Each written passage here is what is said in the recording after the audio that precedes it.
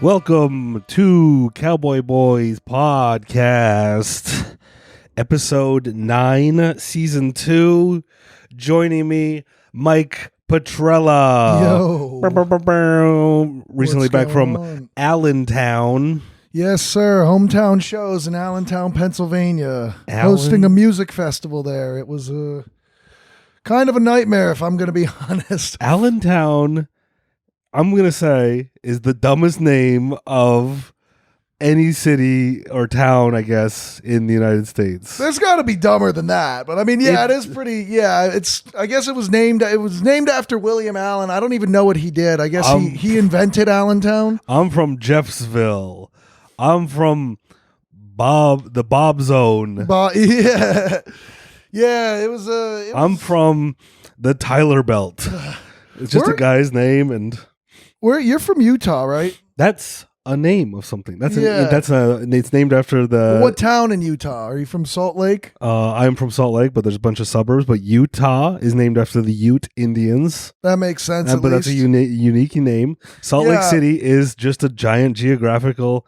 It's a big fucking Salt Lake there. What's the city called? I don't know. Salt Lake. That's why is it called Salt Lake City? Yeah. I don't know. Because maybe there's a fucking Salt Lake there. There's you just did my joke exactly back at me. Really? What? Do you have a memory of a goldfish or a shrimp? What the fuck is going on? No, and then so Salt Lake, and then there's I guess I'm from technically the suburb of Taylorsville. Okay, well. So you got there. Well, that's kind of like an Allentown. I'm a West Valley city a little bit, but how was the music festival? The music festival was good. A lot of my friends played on it, so it was good to see people. It was just like hosting a music event sucks when you're doing comedy because people don't they don't want to have to keep sitting and looking at the stage in between the acts. They're the two most opposite stage forms. Yeah, because music, even if you don't. I've been to music shows where I'm like, I don't care, I don't want to pay. But then I'm like, the music it'll get you, it'll coerce you, it'll seduce you. Where comedy is like, you can never force. I don't know. Sometimes if you're unbelievably good, but I'm not unbelievably good. So it's just tough because it's like everybody wants to talk after the shows, after each band finishes their set or each artist finishes their set, and then you go up and you're like, hey, I'm gonna do 10 minutes up here, and everybody in between, every time. Well, it was I brought Tim with me, Tim Amelli, so we would switch off. Were you hosting or were you doing? Yeah, we were hosting, but we were doing so it was a combination of doing crowd work, doing just riffing, doing actual bits, but sometimes it went all right, and then because it was 2 nights, so sometimes it went okay, and then other times it was just falling flat on my face, and as long as you got paid. Yeah, I got paid. That's all. So that was fine. It was good to see old friends, so. It was a fun experience. It was just the actual performance itself. Were there any bands we're seeing? Huh? Were there any cool bands? Yeah, I mean, my brother's band played on it, which Your was cool. brother's band. Yeah, are they good, or are you just? They're good. They are. Check them out. They're called The Living Things. What kind of music is that? They're alternative, a little bit garagey, a little bit maybe folk rock. It's That's too many genres. Hybrid. It's a hybrid. Yeah. That's way too many genres. It's good. Their stuff's cool.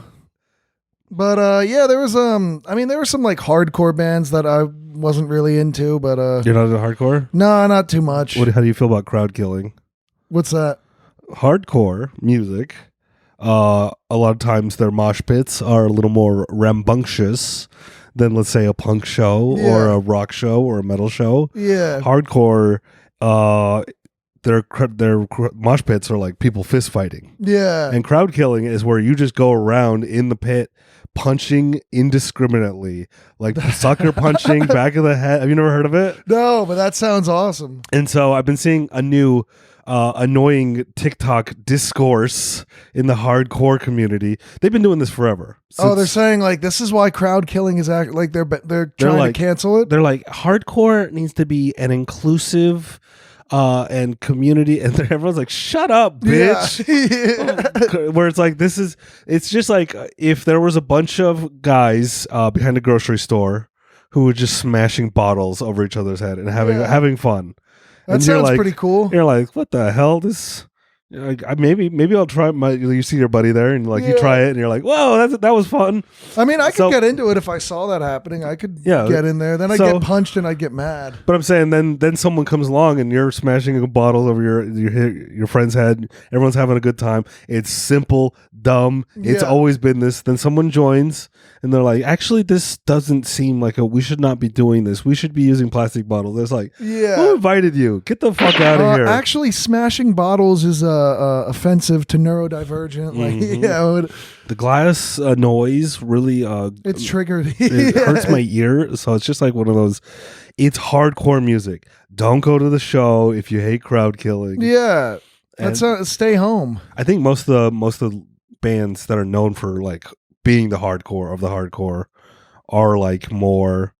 If their people are crowd killing out there. There's some hardcore bands that are like, we don't do that. We don't suggest it. Oh, they like discourage it, but then others like it. Not discourage it, but don't encourage it. Yeah, but it's so funny for things to be like.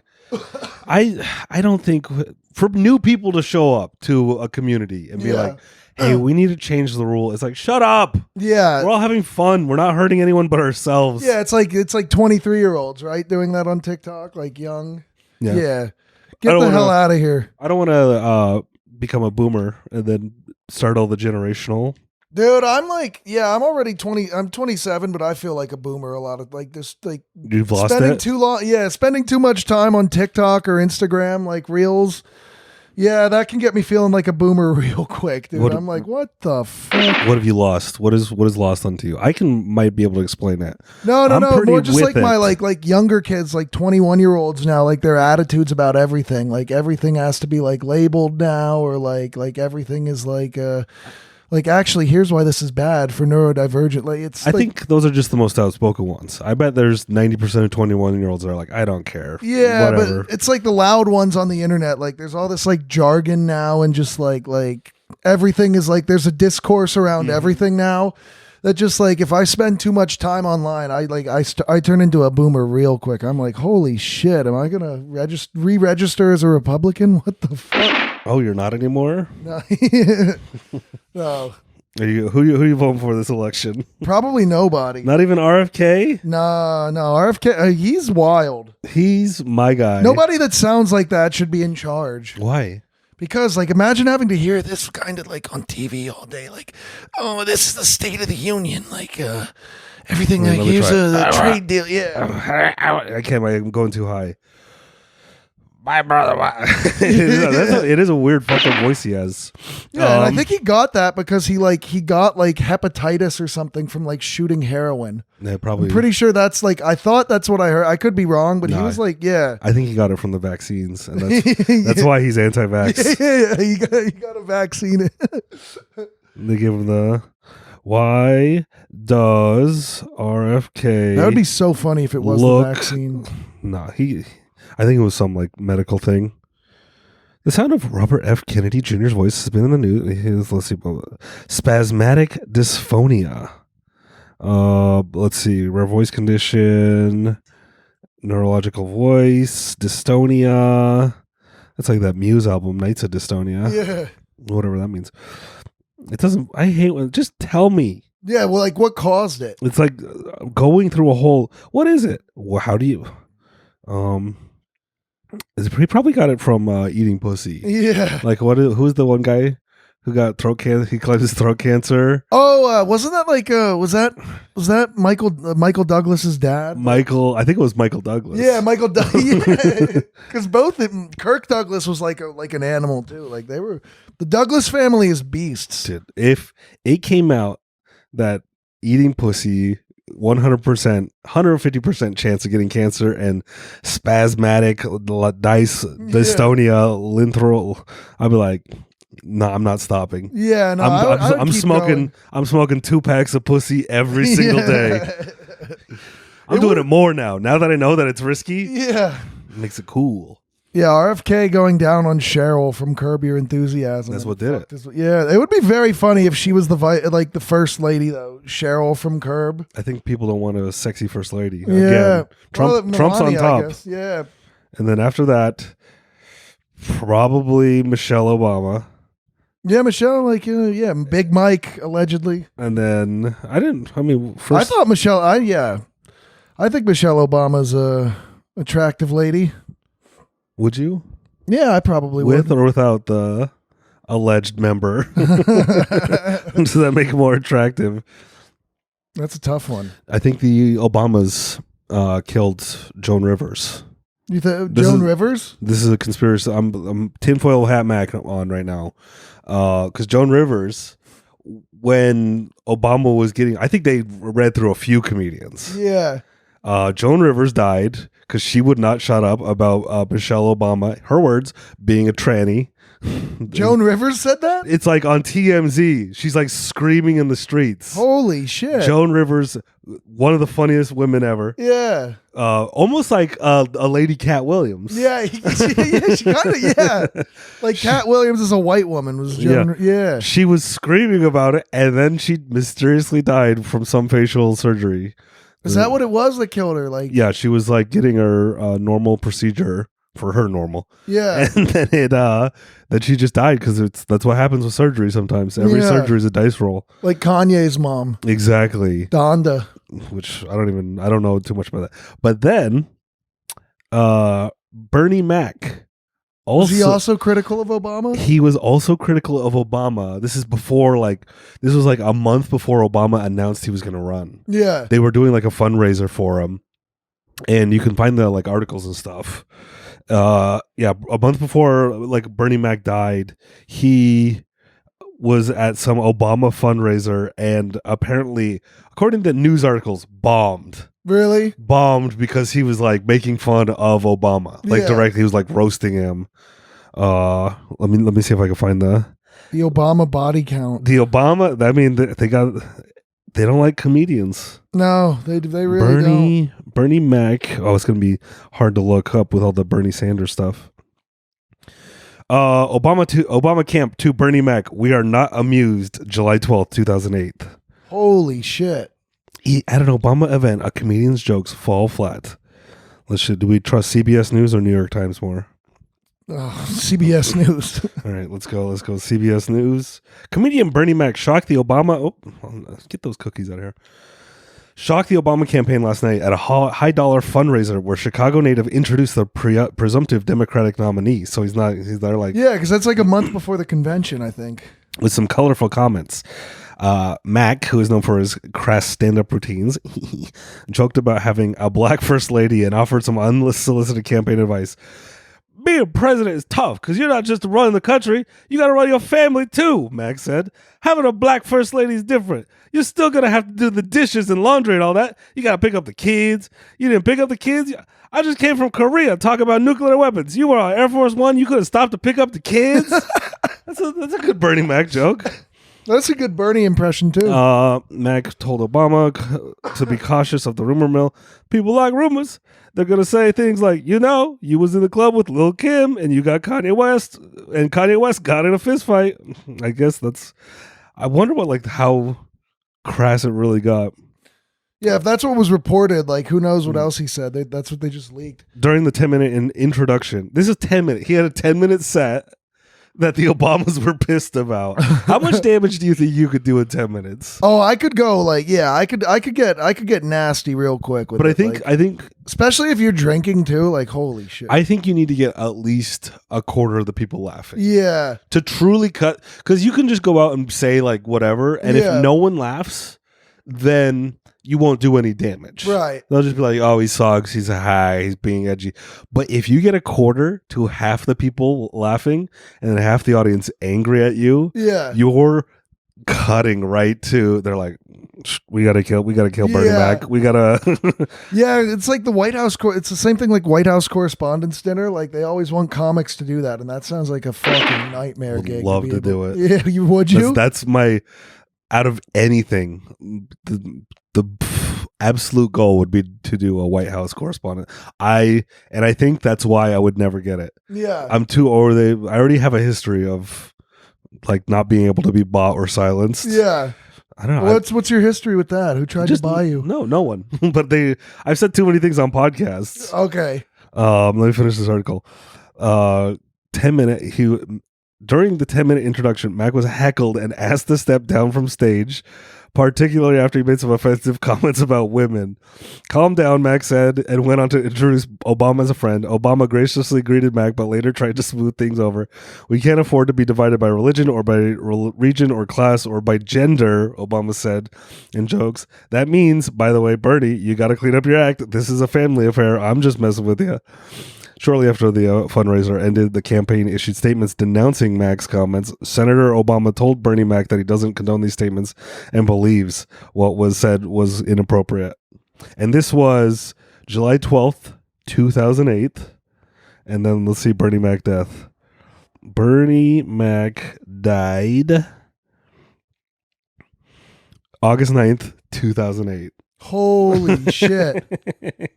Obama whacked him. That's what I'm saying. Damn. With the loosest of connections. Yeah.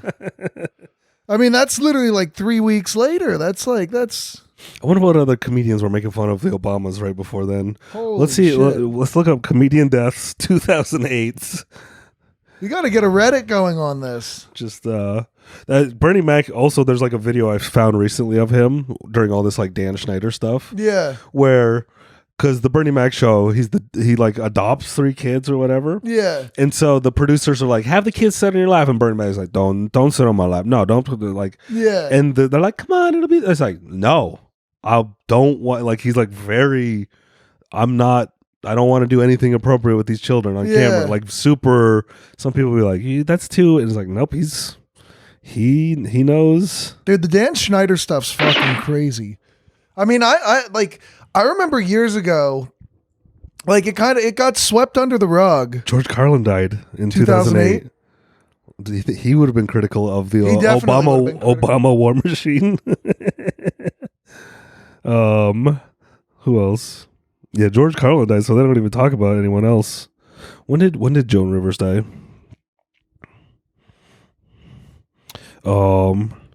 She died in 2014. They probably let. Obama was still in office then. Yeah, did you just watch the documentary? I haven't watched it yet, but I remember years ago when like Nickelodeon, because it was like at the height of like all the Weinstein stuff that Nickelodeon ended their partnership with Dan Schneider, and it just got swept under the rug. It was like Nickelodeon and whatever his company was called, Schneider's Bakery or whatever. It's like Nickelodeon and Schneider's Bakery have mutually agreed to part ways, and it was just like a little press release like that like 20 million. Every single day there was like a new story about Weinstein coming out at the time, so they were able to just like they thought they could just brush that under the rug and nobody would think twice about it. But now everybody's starting to speak out, and like that had been like there had been rumors for years, and like there's like an incident I think where like they never confirmed it was Dan Schneider, but it was like the Sam and Cat show he did with like Ariana Grande. He he hacked the Twitter account for that show and was like encouraging fans to send pictures of their feet. I don't think he would have to hack it. Yeah, but it wasn't confirmed that it was him doing it. They were like, "Oh, we've found the person responsible for that." Like that's what they said, that the account was hacked. Oh, and they were like, "We found the person responsible for this," and issued like an apology. But it was obviously him.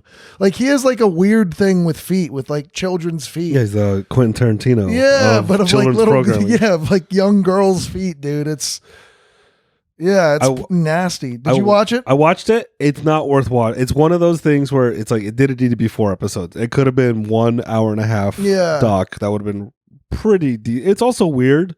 I'll give you all the highlights. Yeah. And everyone, so you don't have to watch. It opens up with Mark Summers. Yeah. It literally like a 30-second clip of Mark Summers being like, what was happening? I remember the slime. The slime was sticky and gross and cold. That's it. That's his whole thing.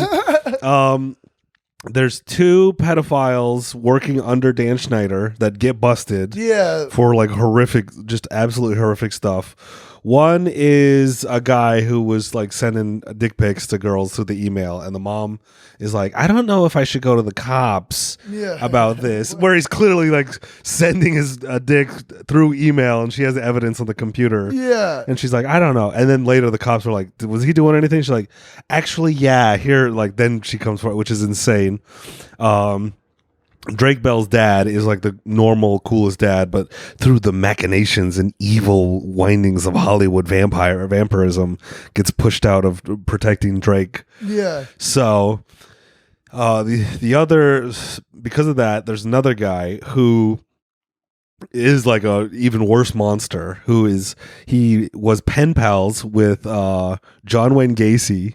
Oh. Had a stack of letters on his nightstand, had a painting, and would show it. Like, he would have parties with all these kids, all the kids' parents, all the production people, and was like, check these out. Isn't this painting cool? It's a self-portrait of himself. He's in jail. These are all the letters I wrote. And everyone's like, oh, that's weird. That's interesting. It's just like, what the hell? So that's fucked he up. ends up doing a bunch of stuff to Drake Bell. He was like a dialogue coach, right? Yeah. And so then he gets caught and busted, which is just good, I guess, finally. But it's really funny how you can see which adults are like, hey, no, this is not weird. And so like how they have to like, all right, get them out of the seat, where then there's the adults who are like, I don't know, I just thought the best of everyone. And those, it's like, oh, those are the ones that get to stick around. Yeah, those are the ones. But there's another unbelievable scene where the second horrific guy, he's like, he plays the Dan the Pickle Man or whatever. Yeah. And the whole joke is that he like forces pickles onto people. I've never watched the show, and there's like so many egregious shots where like one of the people asks, what is the joke? Explain the joke. And there's so many things where it's like, you can't explain the joke other than it's weird. It's just a guy forcing pickles. Like, it's like forcing people to eat pickles. And it's just obviously phallic. So, but there's Ray Romano is trapped in like his dressing room and the doorknob falls off. Yeah. So there's just a hole in the door. So the guy takes the pickle and pushes it. And Ray Romano's like, oh, I'm so hungry. And then like the guy pushes the pickle through obviously a glory hole. Yeah. Of course. And so Ray Romano is just eating the pickle. And it looks like it was shot like on two different, like Ray Romano didn't even know. Yeah. So it is fun. There's like a bunch of different weird celebrity stuff. Like you're like, what the hell? Yeah. So, but not worth watching. A big bummer. Dan Schneider is just surrounded. I don't think Dan ever they accuse him of overworking like some of the female staff. Yeah. Which is very funny. Dude, you know they didn't get royalties from that? That's in the documentary, right? That they didn't get royalties off those shows, all the kids? Yeah, I bet. Yeah, they all got fucked. Everyone gets fucked in Hollywood. Yeah, they just got exploited and molested by Dan Schneider. Well, that's the thing. It's like they don't have anything on Dan. Yeah. So it's just like, well, here's all the terrible stuff that was happening around, and Dan was the producer of the show. Yeah. And here's a couple creepy things. Like, here's some weird photos. There's a photo they show of Dan pretending to, like, I think it's like Miranda Sings, and he's like pretending to hit her. I'm like, that one's actually funny. Yeah. That's a funny photo. Wasn't Miranda Sings like, didn't she she was like a pedophile too? She was like, no, sorry, not Miranda Sings. Miranda Cosgrove. Miranda Sings is I don't know what. She was like also a YouTuber. Nickelodeon though, right? Like, I don't know. I don't know. But yeah, she got outed recently and like did that weird ukulele apology. Yeah, where she's like, "I'm not perfect. I'm sorry. I'm sorry. What was done? I did to others. What was done to me." That's one of those people. Because she would go to like our home club, Wise Guy. Like, it's weird when people who are so famous but like are comedy adjacent, like YouTubers would come and perform and attract the weirdest crowd. It's not like a comedy crowd. It would be weird. There was some wine guy who would just drink wine and be all gay and sassy in front of a PowerPoint presentation at the Wise Guys club at the club, and we're like, this sucks. They would sell tickets, like they would like sell out. Yeah. That's what's weird about it, is like people. The one thing people like to complain about is Steve-O, because like Steve-O's not a comedian. It's like, sell more tickets than Steve-O. Yeah, he's making people laugh. He's being entertaining. I would say he's a comedian. Like, maybe he's not like a stand-up, but he's funny. Yeah, I'm just saying that's like the one of the first go-to that people like to complain about. So, yeah, I forgot about Miranda Sings. Yeah, dude. There was some this open mic that I think it was like the Bob and Sam mic. They posted on their story a couple weeks ago after the mic that somebody left 2 Miranda Sings books there, and they were like, whoever left these at the mic, you're banned forever. Like, I didn't even know she had books. Yeah, apparently she's put books out, dude. She was making a killing off of that before she was outed as a pedo. What did she do? I think she was like she was like messaging young boys. Yeah, she was trying to fuck like 16-year-old boys, which like that's tough because it's like a 16-year-old boy is gonna want to do it. You know what I mean? Like, think back to when you were 16 and if some like even like modestly attractive 30-year-old lady was trying to if my 50-year-old aunt was like, "Hey, you're so big and strong," I'm like, "Thank you." Yeah, yeah. If they're throwing game at you, you're gonna want to do it. Like. That's like you saw May December? No. That's what that whole thing's about what? In that movie. It's like what's it called? May December.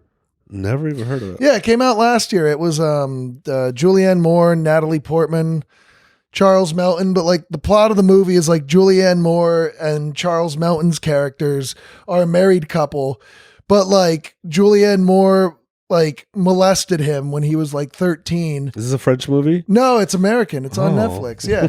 She went to jail, but they stayed together while she was in jail. And then when she got out, they got married when he was 18 and she was like in her 30s and they had kids. And then like, so 20 years later, like Natalie Portman is an actress that comes down and is like researching Julianne Moore for like a movie, like a Lifetime movie about her. And it's about how like Hollywood exploits those kind of stories too. And like, will always like make money off of tragedy and trauma. But like, yeah, that's kind of like the thing in that movie is like this guy was like a young boy, like a pubescent boy. So of course at that time you're like, yeah, I'm going to do it. Like I get a boner every 30 seconds. Like I'm going to fuck this lady. And then like you get older and you realize how fucked up that is. And then like like it hits you when you're like, when you're in like your 30s, how messed up it actually was. And you're like, damn, I got molested. And you have like PTSD. And my wife. Yeah. My wife has been molesting me. Is the one who's doing it. Unless you want like it's one of those things where it's like, I don't know, it didn't affect me. Yeah. Yeah, dude, it's crazy. How long would you wait? Let's do an easy age. You're 17 and your 25-year-old girlfriend is going to prison. How long do you wait for her? How many years? Would you wait a year? I'd probably try. You'd try? And then I'd be like, damn, I can get pussy anywhere now. Like, you think you can? Yeah. I'm saying who's the actress in that? Julianne Moore. Yeah, it's Julianne Moore. All right, yeah. It's Julianne Moore now. Julianne Moore in her prime, yeah. No, she's in her prime right now. Yeah. However, what is she, like 50? Julianne Moore is so sexy. Yeah, she's hot. So Julianne Moore goes to prison for grabbing your ass. It's a whole new world. Yeah. It's now that the pendulum swung from Me Too. Yeah. Back to Julia Moore. How old is she? She's like in her 50s, I think. Yeah. How long do you wait? She's 63. Damn. Holy shit. Yeah, she's old, but she's sexy. She looks great for 63, dude. Holy shit. 1 year? Yeah, I'd give it at least a year, 2 years, maybe. I don't know. How long would you wait? Would you wait until she got out? If you'd keep the candle burning? If there was truly a connection, I think I could wait 5 to 10 years. Really? If I think I've vibed with someone before that where I'm like, yeah, damn. I'll wait. Most people, I'm like, I'll give you 6 months. You'd be a good army wife. Oh, you'd be a good, like, if your wife went off to war, you'd be a good army husband. If she was in a coma for 10 years. Yeah. You'd stay faithful the whole time? I'm not saying that. I say I'll wait for you. I'll be there to pick you up. All right, so you'd go out there. You'd go to the glory hole. Yeah. The pickle glory hole. Ray Romano. Yeah, it's so fun. Back to the Dan Schneider thing. He won a Lifetime Achievement Award at the Nickelodeon. Was it the Teen Kids Choice Award? Yeah. The Nickelodeons. Or is that? I think that's Nickelodeon Kids' Choice Awards. Who's the teen one? Is that MTV or Disney? That might be MTV. Is Teens Choice Awards? For the kids, let's see. Let me look this up. Nickelodeon, Lifetime Achievement Award. Only 2 people have ever won it.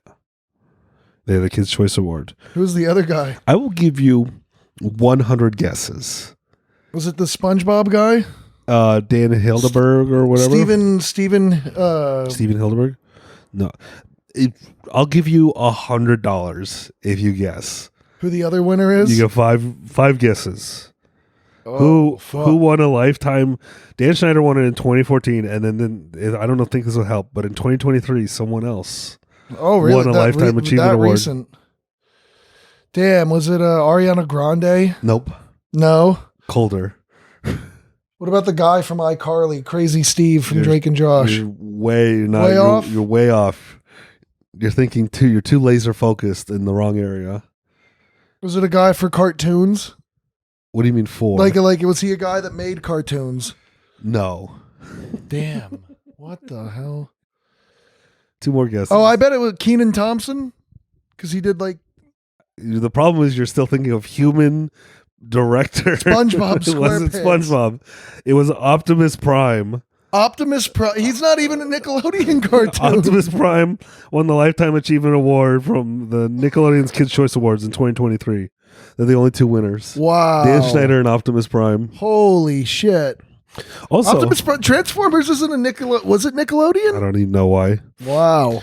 Probably some cross promotion. Also, Dan Schneider. Have you ever seen Better Off Dead? No, I haven't seen that. John Cusack 80s movie. Dan Schneider plays this fat little brother who's like silent and he's so fat. It's unbelievable. He's just playing Dan Schneider. Basically, it's like a weird, creepy, a fat little creepy guy. Yeah, creepy guy. But don't watch it. Really boring. Watch whatever movie. Do you recommend that one? Julianne Moore movie? Yeah, in May, December. That's a good movie. That's a sexy movie. Yeah, I like Feel good, sexy movie. They got like completely shut out at the Oscars too, because Hollywood hates when movies get like put a magnifying glass. Critical of them. Yeah, I think they got a nomination for like original screenplay, and that was it. But I thought it was a pretty good movie. Are you a big cinema head? Yeah, of course. I love movies. Really? Oh yeah, I went to film school. That was the goal before comedy. Film school? Yeah. What do you learn in film school? The golden ratio? Pretty much, yeah. How to do dolly shots? No, film school's like the only reason to go to it is like for networking and getting to use equipment. Like everything else is just like if you either get it or you don't. Like I was gonna say, what does film school teach you that watching the first Evil Dead can't teach you? Everything you need to know about camera movement and lighting is in the first 2 Evil Dead movies. Yeah. Or the first 2 Spider-Man movies. Those are the Sam Raimi ones. Sam Raimi. Sam Raimi is a goat, dude. He's the best. Sam Raimi, I think, is the most underrated director ever. Yeah. He should be talked about more. The way like people talk about Quentin Tarantino or who's the Italian guy? Who's the Martin Scorsese? Mm-hmm. Sam Raimi should be Sam Raimi there. did like Evil Dead. The first Evil Dead he made with like nothing. Yeah. He had no resources at all. Like it was just. He did it with the Coen brothers. Who, for some reason, he doesn't get brought up with them.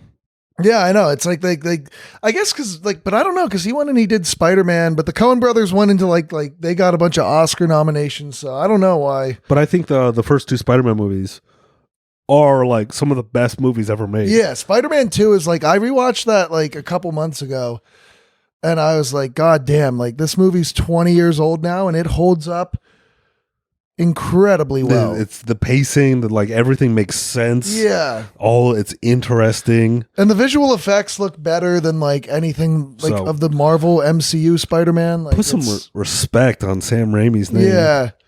Who's your favorite director as someone who went to film school? Yeah. Paul Thomas Anderson's definitely like, that's my guy, I think. I don't get him the way that people get him. Really? I don't hate him. But I remember my favorite Paul Thomas Anderson, and I haven't seen it in like years, is Punch Drunk Love. Punch Drunk Love is a fucking masterpiece. And then Licorice Pizza came out, and I hated the 2 main characters. Yeah. Every side character, I'm like, I wish I was watching a movie about them right now. Yeah. Yeah, no, that I can get on board with that. Like, so I liked Alana Haim a lot in that movie. But yeah, no, like Sean Penn's guy, and who's the other guy that the musician? No idea. Sean Penn, and then fucking what's his name? That other director guy. Like that side story where they're at that restaurant and they're filming like that stunt. That's incredible. I wanted to see more of those guys. That's what I hated about that movie. Yeah. What do you Bradley Cooper, obviously, like he crushed insane. it. Yeah. You got Letterboxd? Yeah, of course. Should we do a Letterboxd top 4? A little movie pass corner review? That's what I got up in my top 4 right now. You change it often? Pretty, yeah. I only changed it once recently, like in the past couple of years. Yeah. Because I saw a movie a month ago. Yeah. Maybe I'll tell you mine and you. What's yours? What do you got? Here's my first of my top 4 Letterboxd.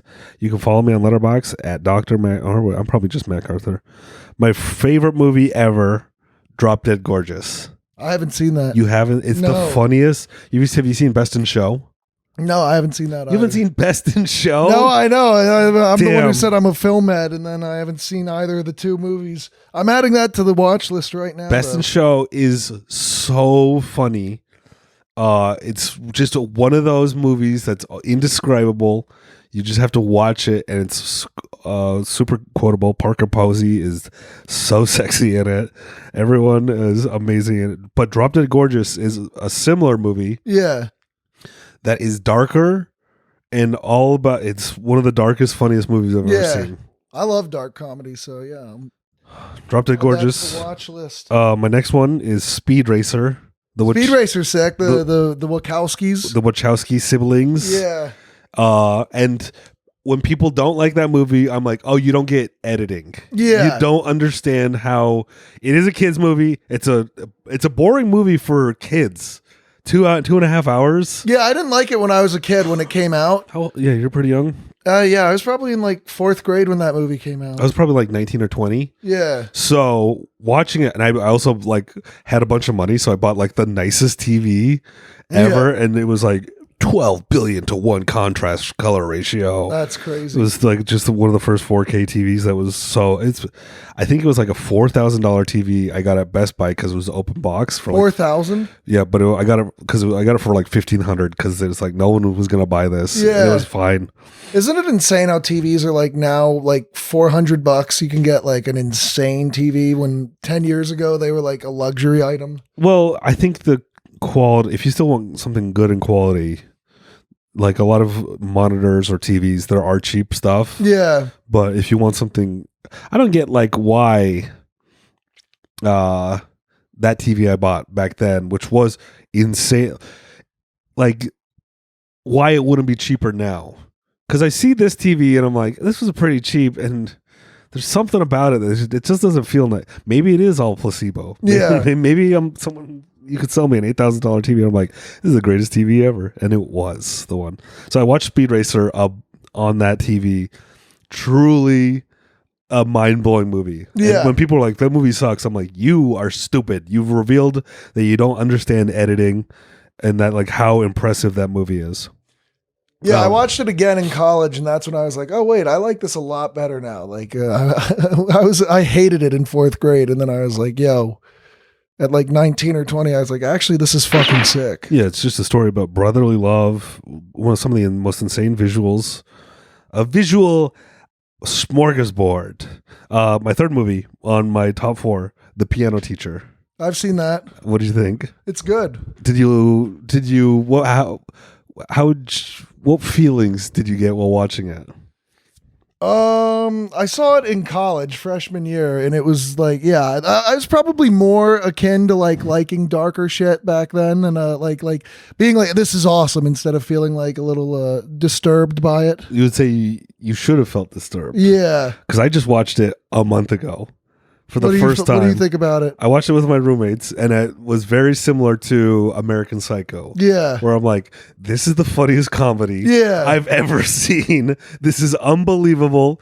And a bunch of people will see it and be like, that was horrible. I can't believe you recommended that.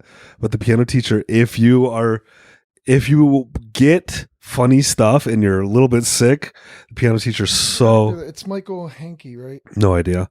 And then my last on my top 4 is Patrice O'Neill, Elephant in the Room. Nice. Just because that's the best stand-up special. It's the best special ever recorded. So. Oh yeah, he also did Funny Games. Michael. Oh yeah, he did it twice. Yeah, he made the American remake then. He made it in what, Swedish? Yeah. And then remade the exact movie shot for shot in America in English. Yeah, that's got paid twice for the same movie. That's how Shout out. That's how you get a bag, dude. Hollywood marketing. All right, what are your let's see your top 4 movies. All right, mine of is all time. Yeah, I got There Will Be Blood #1. No, I'm a little pretentious, a little safe. It is a little. I would say it's a safe choice. It's a safe choice, but it is like it's one of those movies that I'll watch good. it maybe once a year, and I'm like, yeah, this is probably like so far, at least in like the 21st century, I think it's probably like the best movie to come out of America. Who made that? Is that PTA? PTA, yeah, that's PTA. Yeah, that's like we were talking about Heat earlier before the podcast. Yeah, you watch it over and over and over again. Yeah. It's a movie that like I like it too because like a lot of PTA's movies are like this, that like they become like funnier every time you watch them. Like there's like certain things that you didn't pick up. Really? And then like There Will Be Blood, like I've seen it so many times now that it's like it almost is like to me like a really dark comedy. Like I wouldn't say satire, but there's a lot of humor in it that you miss the first couple times. I went to a midnight screening of The Big Lebowski. Yeah. A while back. And so it's a theater. It's a small like indie theater. Packed front to back with Lebowski heads. This was when Big Lebowski was like at its peak popularity when they were like had the festival and stuff. Great movie. So it's a midnight showing and I'm sitting in theater and whenever Donnie, Steve Buscemi's character is on screen, says something, I'm losing my mind laughing in a like I'm the guy in Cape Fear. I'm screaming and people are like, what's so funny? Like, because Donnie's character is super subtle. Yeah. So it is fun when you get to like, I think I've always said that like funny people will find funny things in whatever. Yeah. So well, that's the thing with There Will Be Blood is like Daniel Day-Lewis's guy in that, Daniel Plainview. It's like the voice he's using in that movie, like kind of like, oh, I'm an oil man talking like that kind of. But it's like the things he's saying too are almost like Trumpian. Like he's like he's like almost like a Trump figure where it's like he's actually like really fucking funny and just like being like a little bitch. Like it's really hilarious. I hate talking politics with people because I'm like, okay, Trump's funny. They're like, I don't think anything's funny. It's like, okay, he's a bad guy. He's evil. He's hilarious. Yeah. But aside from all that, he's funny. And people are like, I don't think so. And it's like, oh, you don't get anything. Yeah. You can't enjoy a thing on multiple levels. You have baby brain, and you're like a thing can only be one thing. And these are all people that thought he was funny before he was the president too. Yeah, like they had him on SNL. They had him on all the roast battles. Yeah, and when he was roasted on the Comedy Central roasts. But yeah, anyway, that movie is kind of like it kind of like, it is a very like he's a very Trumpian character in that movie, and I think it does become every time you watch it, you'll notice little things that he does that are just like there's like the scene in the movie where he was reunited with his son, Sleepy Joe Biden. Yeah. I drink your Ozempic, your adrenochrome. I drink the adrenochrome, Joe, and I drink the I drink it up. If I have a straw and your adrenochrome's all the way over there, I drink it up. It's gone. But yeah, then #2 I've got is a documentary, Mistaken for Strangers. You know the band The National? No. It's they're one of my favorite bands, but like this documentary was made like the lead singer's brother was kind of like a fuck up. Like he was like in his mid 30s and like was still living at home with their parents in Ohio. The Nationals. Yeah, and so the lead singer Matt Berninger brought his brother out with them on tour just to kind of like give him something to do and maybe like motivate him to figure out his own shit. And he brought a camcorder with him and like filmed everything on tour. And like the movie, like it was initially supposed to be a movie more about like the band, but it ended up becoming about like the relationship between these two and like the little brother living in his older brother's shadow. And it's just a really like, it feels really handmade too, because he edited it all on his laptop. Like it's just, it's very imperfect, but it's like the emotional core of that movie is just it's fantastic. So like a way better version of the Kanye documentary. Yeah. Where that guy made 4 episodes and it was like accidentally following Kanye around the early years. Yeah. Getting some of the most insane footage. Yeah. And then Kanye became way too famous. And so then the 4th episode he's like, and so my family, here's my son's really talented. Like the guy talks all like slow, and like the 4th episode is just about himself, and you're like, what the hell? Yeah, because Kanye like cut that guy off for like 10 years too, and then brought him back. And then I think Kanye like tried to block that documentary from getting released too. He was like not happy. Probably because the 4th episode stinks. Yeah. Well, like there's like the one part where he films him like freaking out, and he's like, I never saw Kanye talk like that. When he's in Wyoming. Yeah, he's like freaking out. Yeah, but yeah, that's a Mistaken for Strangers. It's a great movie. Check it out if you want. Also, P-Dog on Letterboxd. Yeah, now we're gonna get real fucking pretentious. We've got Fallen Angels, the Wong Kar-wai movie. You ever seen that? No. Yeah, Wong Kar-wai. Have you seen Chungking Express? No. Was this he's a foreign film? Yeah, he's a director from Hong Kong. He makes I've seen that poster. Yeah. Everyone references it. Yeah, all the art hoes love Wong Kar-wai. But he's great, dude. He really is one of the best. Like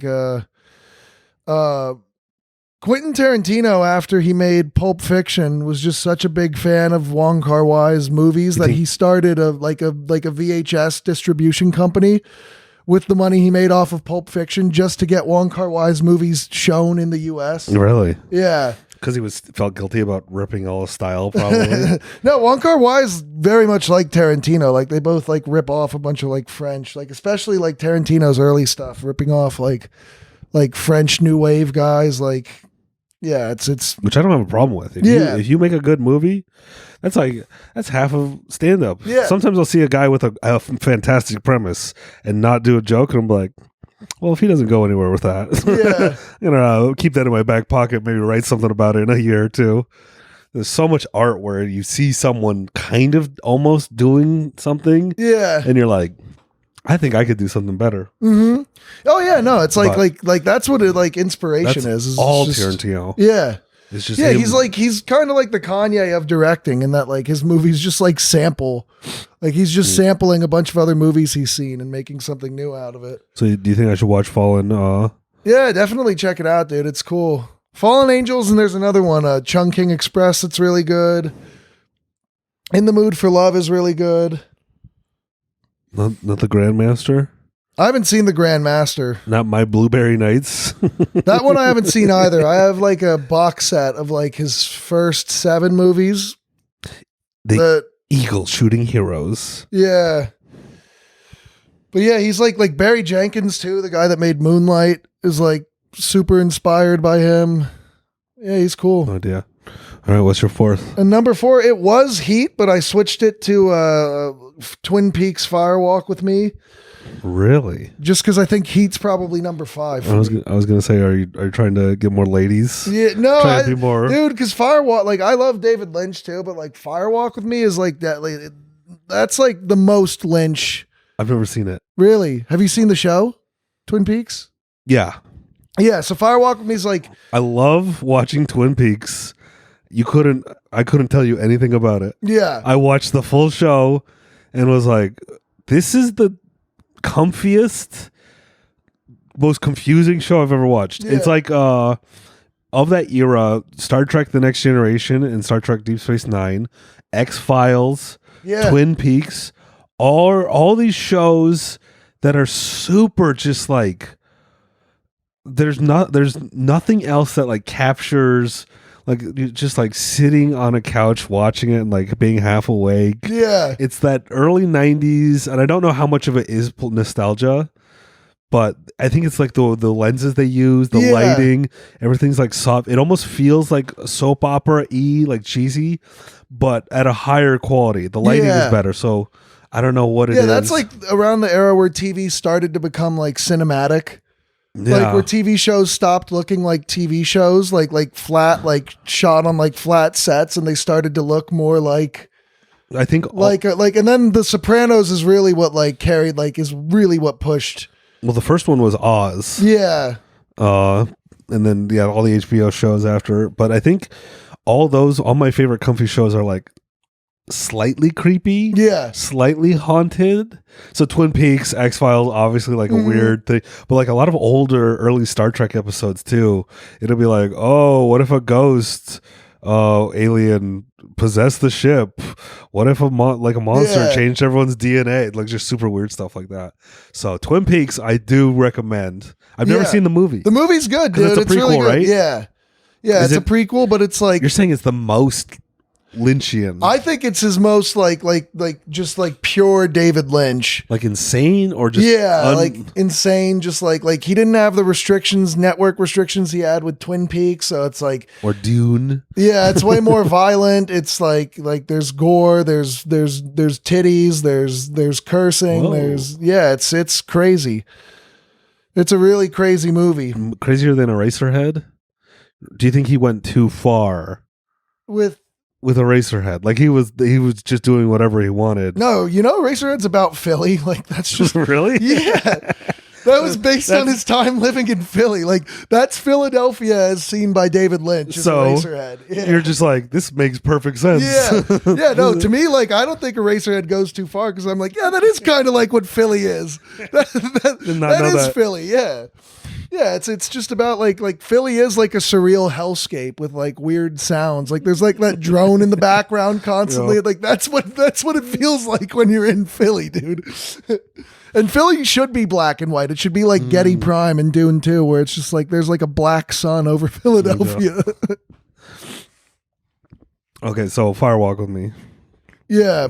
I need to watch Twin Peaks to get it? No, because it takes place before. It's like it's about like there's like two stories in it, and one is like another FBI agent investigating like a murder similar to Laura Palmer's, and then he disappears, and then the second half of the movie is like the last week of Laura Palmer's life before she dies. Gotcha. Oh, well, yeah, it's cool. It's really cool. Is there anything you can impart to anything you learned from film school that you can give in like a quick 30-second? Dude, you want to know something crazy about film school? Yeah, absolutely. One of my classmates is like in jail for like 25 years for manslaughter. Okay. Yeah. I thought it was gonna be something worse. No, did he say film school? Yeah. Did he film the murder? No, or manslaughter? he was like this like rich kid from like he was an RWC, rich white child from like upstate in like Poughkeepsie. And like he was like he got kicked out of the school, New York Film Academy. He got kicked out. Is that hard? Yeah, well, because he would try to like invite actresses, like acting students from the school over to his apartment to audition, and he would just try to get them to like blow him. And a bunch of girls reported him, and he got kicked out of the school. He's like, "Hey, I've been trying to do my own brown bunny." Yeah, his name was Chris Wolchuk, and he was like this guy. He talked like this, and he was just like this big fucking douchebag kind of guy. And then like his dad hooked him up with like a job on Wall Street because his parents were both rich. Like he literally got like a job trading stocks. Nice.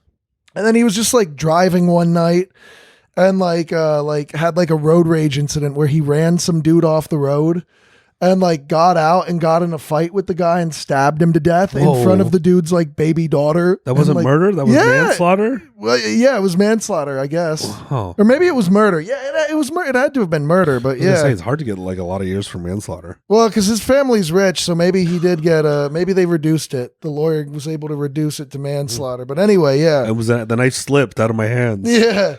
But he was like, yeah, he did not like me at all because I would make fun of him all the time and I'd be like, yo, you're fucking retarded, dude. Like your shit, like his stuff was bad. And he was like, he thought he was like the next Quentin Tarantino or something. And it was just the worst shit you ever saw. Like I could see right through him and saw that he was just like a douchebag. Like it was all vanity for him. But yeah. Yeah. So I guess I don't know if I can impart anything, but yeah. Do you write letters to him? Be like, no.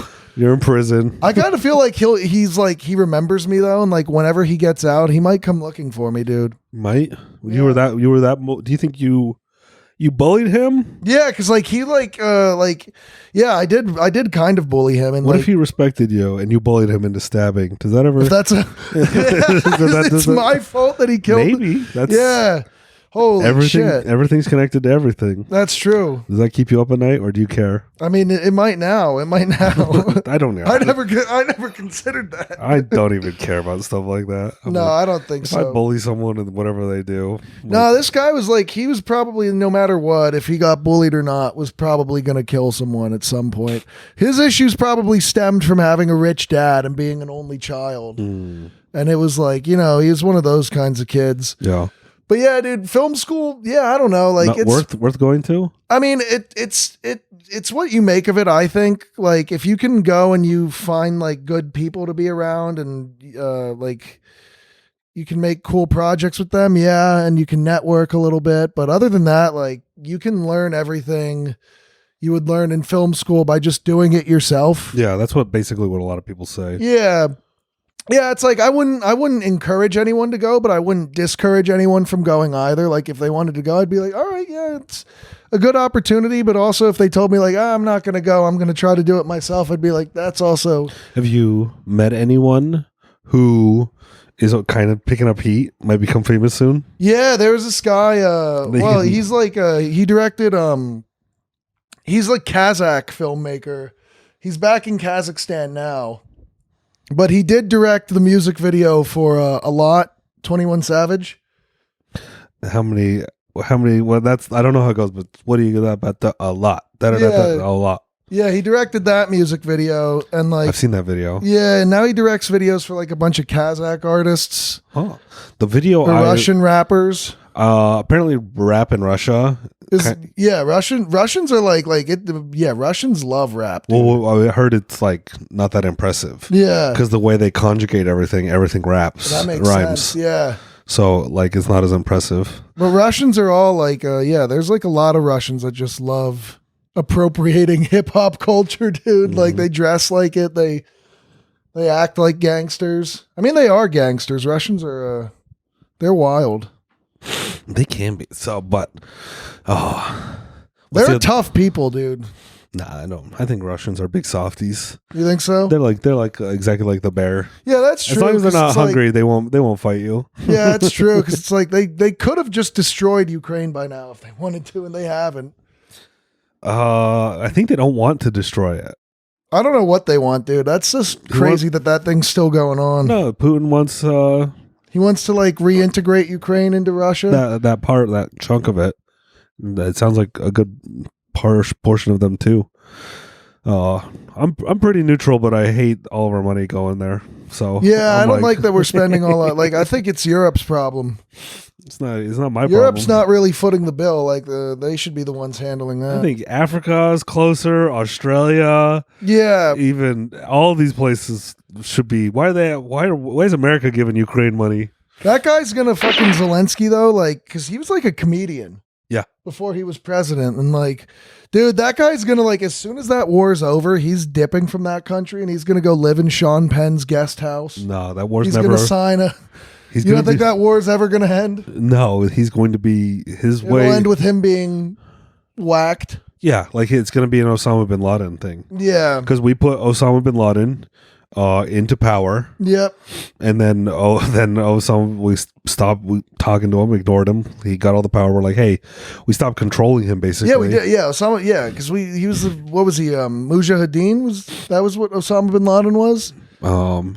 I don't know what the term is. But he was in the Mujahideen, and then we armed them to fight the Soviets, and then he broke away and formed Al Qaeda. Yeah, so I think the same thing is we pushed up Zelensky, made him this Christ figure. Yeah, he's he's so important, and then we're gonna quickly we're already ignoring him because we're oh, Israel's back being our friend. Yeah, Israel needs that money now. And so Zelensky's going to get pissed that we're not talking to him, not returning his phone calls. And then he's fuck America. I'm going to bomb America. He just there was a terror attack in Moscow that it's obviously they said ISIS did it, but it was I'm pretty sure Ukraine did that. That's what ISIS takes credit for it.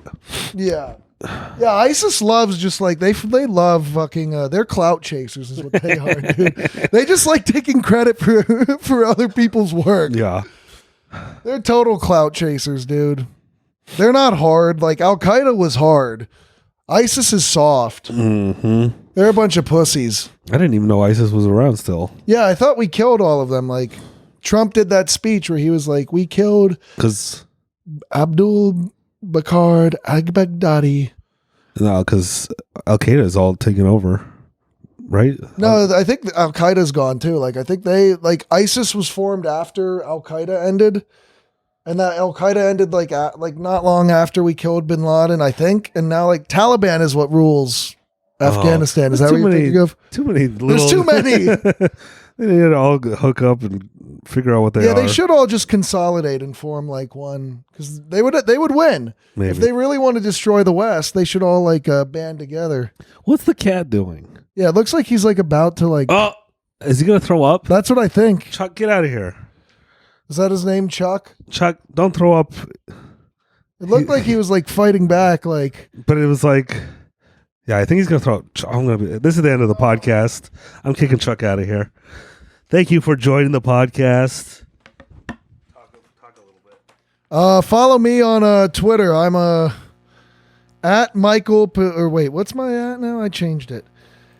At Mikey P in the cut on Twitter, folks. That's where you can see. You can peer into my the machinations of my mind. Twitter.com, X.com, whatever it's called now. Your letterboxed. You got any more links? Anything you want to promote? Not much else. I had a long week of shows and now I've got a week of nothing. So until I'm booked again, I got nothing else. Nice. What do you got going on? You got any shows coming up? I have a week of podcasts. Ooh. I don't know what I'm doing right this second. Do you do these all like like with guests, or is it do you ever do any like solos? I can do solo, but those are usually Patreon. Okay, I got that. The goal is 52 separate guests this year. Holy shit. So it forces me to network, forces me to get that bag, talk to people that I'm like, yeah, I guess forces me to talk to new, different people. Yeah, that's why I've wanted to start one, but like having to edit a podcast, like I hate listening to my own voice. What do you mean edit? Well, because like you have to I mean, no one really edits it, I guess, but like yeah, why would you? Yeah, but like I don't know, like having to clip out parts and stuff. Yeah, I got to clip out. I already know the part I'm going to clip out from this episode. What are we clipping out? Oh, you'll see. All right. No, I'm not clipping it out. I'm turning. No, that I know to turn into a clip. Yeah. But like I don't like listening back to my own voice ever. Yeah, I don't. I hate it. I don't listen. I don't cut out anything unless when it comes to comics, unless they really beg me to cut something out, I'm not going to cut anything out. If it's a non-comic I'm having the podcast, I will. Yeah. If they have a real job, a real career. Like the sommelier. Mm-hmm. What? I didn't cut anything out of that. She was like, it's fine. So, yeah, just, it's the goal. I think this will be coming out in like a week or whatever. But that's Sweet. The podcast. Thank you for joining me. Are you gonna stay for the Patreon? Yeah, I can do that if you want. I got nothing else going on. Go to the Patreon. Sign up for the Patreon. If you're still listening all the way to the end, patreon.com/cowboyboys for more episodes. For $5 a month, you get more. You get more episodes, more guests. It's less than what? 4 or 5 episodes. That's $1.25 for a full hour of entertainment. It's a good deal. And you can comment. You can do what even costs that cheap? Maybe a video game if you play a video game for like 700 hours. Yeah, but you can. Play I don't know much else cheaper than that. You can play a video game and listen to the Patreon. Sign up for the Patreon. It helps me so much. Go to cowboyboys.store, buy some merch. That also keeps this going. And thank you, Mike, for joining us. Thank you for having me. And see you on the Patreon. Yeehaw.